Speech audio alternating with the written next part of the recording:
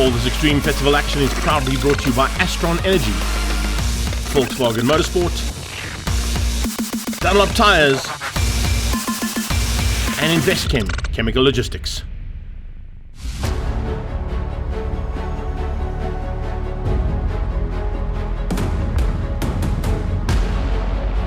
Welcome back to where we started the Extreme Festival for 2024, the Mother City.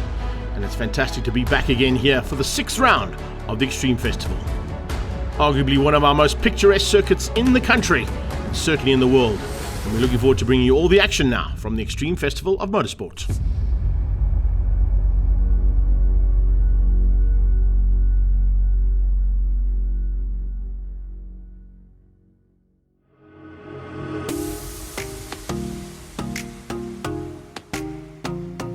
We start all our action with the Investchem Formula 1600s for their penultimate round. And heading into this championship battle, it is going to be a big one. Casey Ensor-Smith is the man to catch. Jagger Robertson is certainly looking to close him down after a couple of things didn't quite go according to plan the last few rounds. Look out for Siyabonga Monkonkwana, as well as the ever-improving Michael Besaidnout and Storm Lanphier. They'll be looking for opportunities to be at the front end. In the grid, it was all about Jagger Robertson, though, putting it on pole position, doing exactly what he needed to do, and Jason Kutsia alongside him. Alex Voss and Shren Naidu were the second row, with Casey Ensor-Smith a bit further back than what he'd like to be. Rolling to the line now, let's see who's going to have what it takes here at the Killarney International Raceway to take it on. Karabo Malamela having to start from the back of the pack. Watch out for him, squeezing through and trying to get to the front as quickly as possible. This is your championship leader we were just on board with there. A final half five. As the lights are about to go out now, we go on board with Shren Naidu, heading down towards turn one. Good start there from Shren.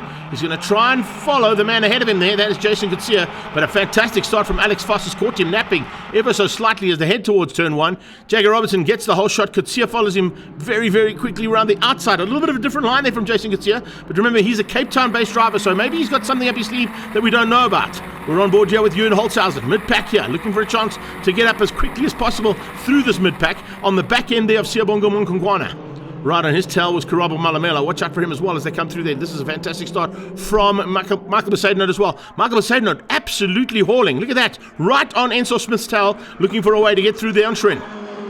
Shren Naidu looking for a chance to just hang in there with those top five. But at the front end, Jagger Robertson's already pulled 2 or 3 car lengths over the second place car there of Jason Kutsia. We're on board here with Ensor-Smith.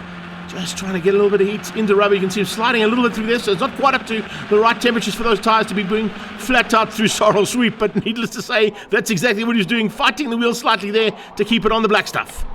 Down on the brakes, fantastic late braking there coming from Alex Voss. Closes the gap down on Kutsia for second place. The battle's going to be for second as Jagger Robertson looks like he might be checking out here. He's not going to hold anything back. He's already put it on pole position. He's looking for the fastest lap, and he's now looking to try and get away from this big pack of cars behind him. All fighting hard. As they come down towards turn one, Kutsia is the man who's now pulled a small margin over Voss. Voss under attack from Naidu. Shren Naidu is in there. Here comes Storm Lanphier. I mentioned him earlier on. He's certainly got a lot better in this season. And, of course, a little bit of a problem there in the background.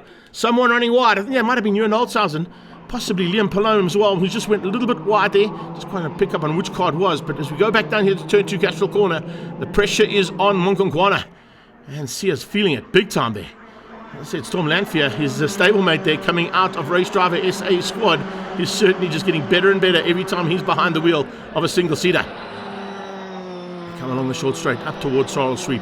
I think it was Liam Palome who went a little bit wide there, unfortunately, but he's going to come back at it now, see if he can make up some ground. You see inside line there, and slightly different lines from both those drivers. Here's a good line from Shren Naidu, but Voss has got the inside for turn 5, Fostron corner. Is he good enough on the brakes to keep him out? He is. He'll just roll up onto that banking and just keep Shren behind him for now. Naidu climbs on the loud pedal, down the gearbox we go. Here we go, almost top gears. They cross the line and complete another lap in action, and it's Jason Kutsia who is losing ground dramatically there to the leader. Jagger Robertson pulling away to the tune of about 1.5 seconds. Now even higher than that. Look at that massive gap that Jagger's pulled out.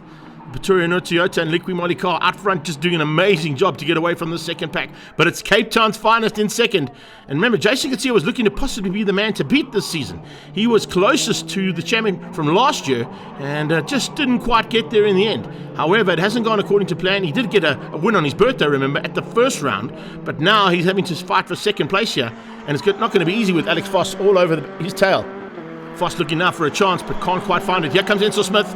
Still in the 5th spot at the moment, but he needs to get higher than that. Otherwise, he's going to be losing valuable points here to Jagger Robertson.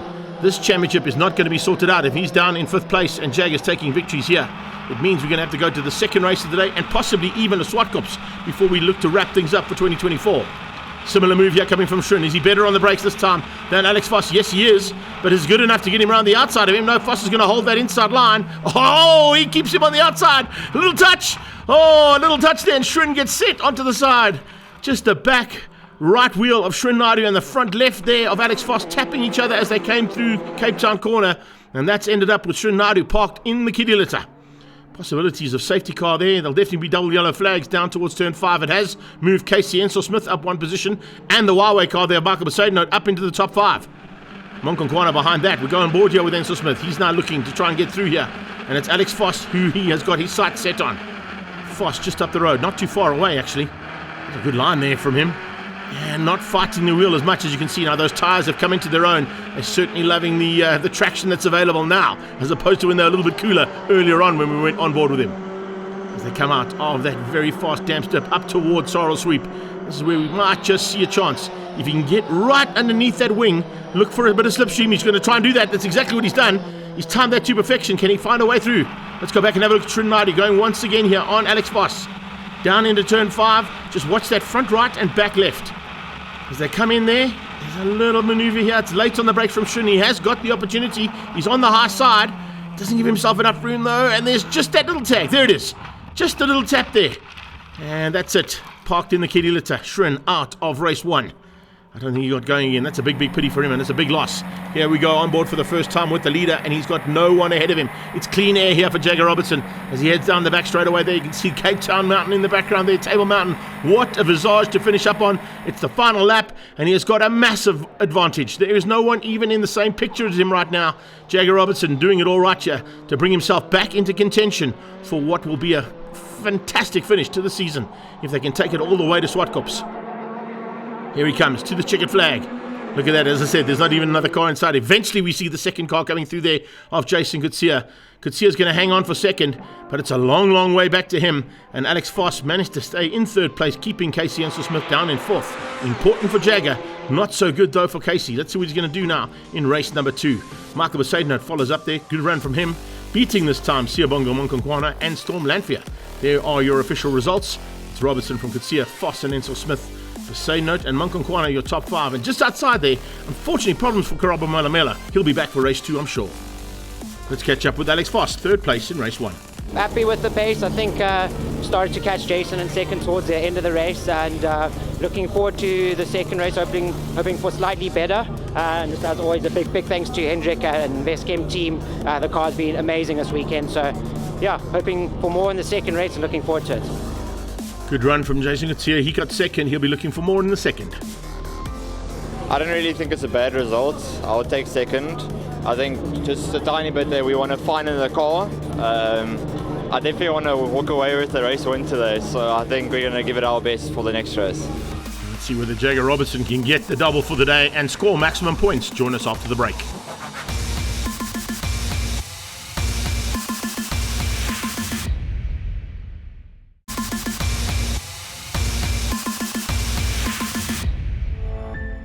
There's a little glimpse of the future of the sport there, the MSA 4 car with Ian Schofield at the wheel. That's the future of single-seaters in 2025 as it all changes up. But we've got to sort out the penultimate round first, and it looks like there's a little bit of adjustments being done on a few cars to see if they can find that little edge to get them a bit closer to race 1 winner, Jagger Robertson. We heard from Jason Kutsia, he's looking for a hometown victory.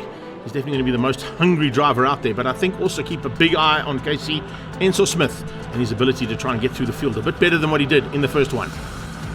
Fist pumps and high fives all round as we get ready to go now. Those lights will be on shortly, and it'll be time to go racing yet again in the penultimate round of Formula 1600s, brought to you by Investchem.